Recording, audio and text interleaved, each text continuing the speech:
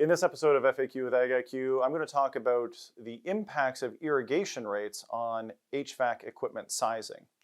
Now, irrigation rates are how much water you're putting into that room or how much water you're applying with a fertigation system to your plants. And it's kind of a two-part answer. One is it's a fundamental, the equipment is there to remove moisture or excess moisture from your space. So knowing the irrigation rates up front are very important.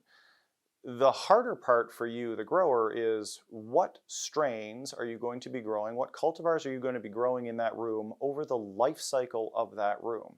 And how do you provide enough buffer without oversizing equipment so much that it's capitally impossible to do? And that's really the challenging piece of this.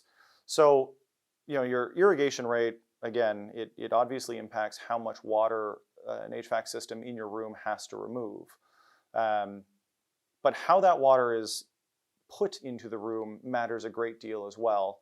And things like cocoa or rock wool cubes, if you're flushing that cube towards the end of the cycle, trying to get rid of your nutrient salts, most of that water is going to drain to waste and doesn't actually get absorbed into the plant for the HVAC system to deal with. Doesn't evaporate into the room.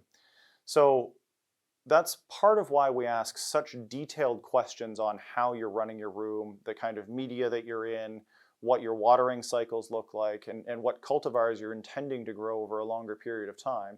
Is every aspect of that affects your equipment sizing. And so being as open and honest and transparent with us as early as possible allows us to properly size equipment and set the right expectations with you from the get-go.